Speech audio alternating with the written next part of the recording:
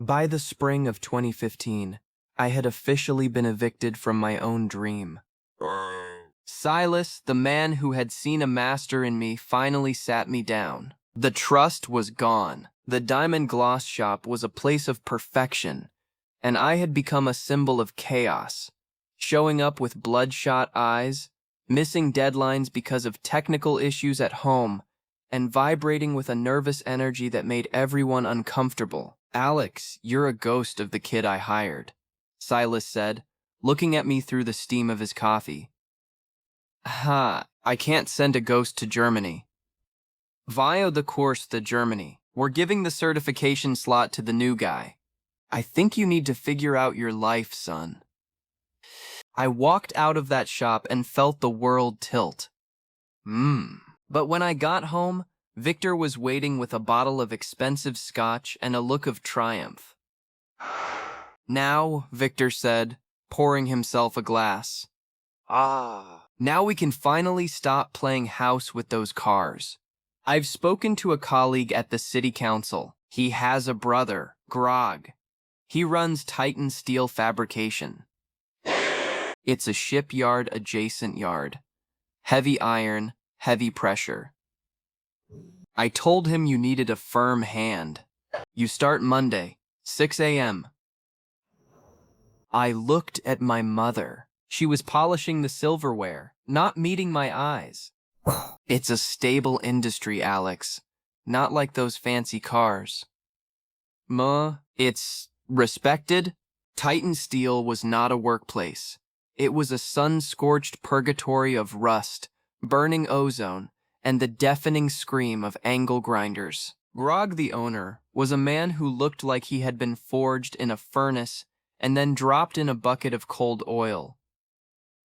He had a thick, matted beard and eyes that only seemed to brighten when he saw someone in pain.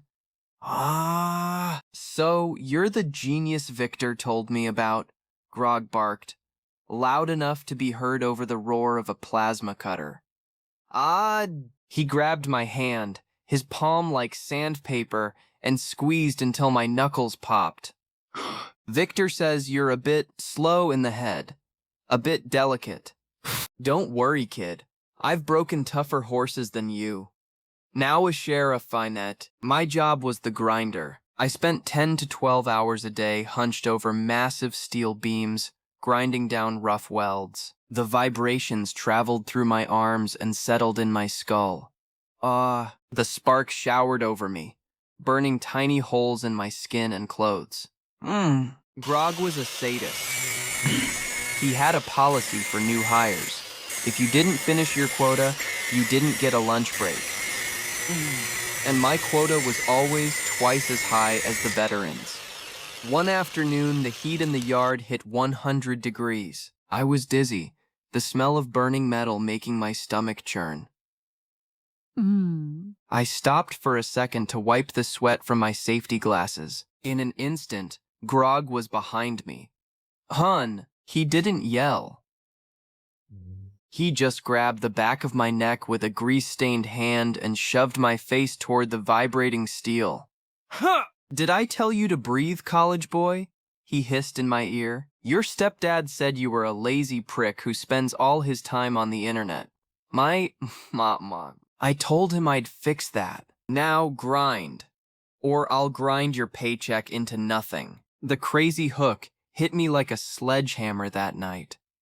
I realized Victor wasn't just finding me jobs, he was briefing my bosses. He was telling them I was mentally unstable, lazy, and needs to be worked like a dog to keep me from acting out. He was preemptively destroying my reputation so that if I ever complained, no one would believe me. When I got home, my hands were shaking so hard I couldn't hold a fork. "Mom, Grog is dangerous. He's hurting me," I whispered at dinner. Elena didn't even look up from her salad. "Victor says you're exaggerating. Die Pfeftig, Grog is just a traditional boss. You need to build a tougher skin, Alex. Stop being so dramatic." It's that sensitivity we talked about. Maybe you're having another episode." "Episode? What episode?" I shouted. Victor slammed his hand on the table. The kind of episode that gets you committed, boy. Now sit down, eat, and give me the $200 for the incidentals this week. I had to repair the driveway because your oil-leaking piece of crap car is staining the stone. Pay up or sleep in the yard. I was trapped in a pincer move. Grog was breaking my body at the yard, and Victor was breaking my mind at home. I was still paying $830 a month in rent and bills, plus the university tuition for a degree I was failing because I was too exhausted to read a single page. I was a 21-year-old man, earning decent money, and yet I was starving because Victor kept inventing new fees. I began to believe them. I began to think that maybe I was slow, maybe I was delicate. Why else would everyone treat me this way? The gaslighting was so thick I couldn't see the exit anymore. I spent the next year in that ozone-filled hell, losing weight, losing hair, and losing my grip on reality. I was a ghost in a welding mask, waiting for the world to finally finish me off. October 2017. The sky was the color of a bruised lung. Grog had reached a new level of insanity. He had lost a shipment of specialized nickel alloy rods and decided I was the one who had misplaced them. He didn't have proof, but he had a heavy iron pipe in his hand. He pinned me against a stack of I-beams, the cold metal pressing into my spine, and swung the pipe inches from my head. "Confess, you little Rethford," he screamed. "I know you sold them for drug money. I know you sold them for drug money. Victor told me you were getting into bad habits. I hadn't touched a drug in my life. I barely had enough money for a sandwich, but in that moment, my brain simply shut down. It was like a fuse blew in my soul. I don't remember leaving the yard. I don't remember the drive. I woke up 48 hours later in a white room with soft edges. My uncle had found me. The hospital called it a dissociative fugue. My mind had literally run away from my body because it couldn't handle the trauma anymore. The psychiatrist was a kind woman with silver hair. "Alex," she said gently, "the things you're describing, that is systematic domestic abuse."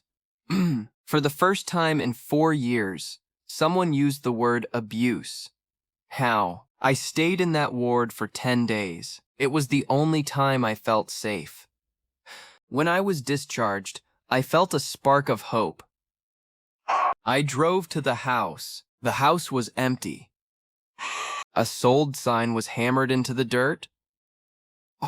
They had moved. They knew I was in the hospital, and they used those 10 days to disappear. I stood there, a 23-year-old man with a hospital wristband and $14 in my pocket, and realized that I was officially a ghost. I spent the next month living in the back of my car and occasionally on my uncle's sofa. He was the one who finally gave me the phone number I had been forbidden from calling for 7 years. "Call your father, Alex," my uncle said. "The real one, Mark."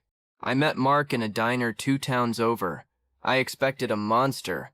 My mother had spent a decade telling me he was a deadbeat, a man who hated me, a man who refused to pay a dime for my existence. Mark didn't look like a monster. He looked like an older version of me, but with eyes that were wet with tears. He didn't even say hello. He just pulled me into a hug that lasted 5 minutes. "I've been trying, Alex," he whispered. "Every lawyer I hired, every time I tried to see you, Victor and your mother blocked me. They told the court I was dangerous. And then they showed the judge the evidence." Mark reached into a briefcase and pulled out a thick stack of legal documents. My hands shook as I turned the pages. It was a secret court filing from 2016. My mother and Victor had filed for permanent adult guardianship. To get it, they had submitted medical reports, signed by a doctor who was a friend of Victor's, stating that I was intellectually disabled and unable to manage my own affairs. They used my failing grades in the university, the ones they caused by cutting my internet, as proof. They used my mood swings, the exhaustion from 100-hour weeks, as evidence of a degenerative mental condition. But that wasn't the worst part. As I flipped to the financial section, my stomach turned to lead. My father, Mark, had been court-ordered to pay child support since the divorce in 2000.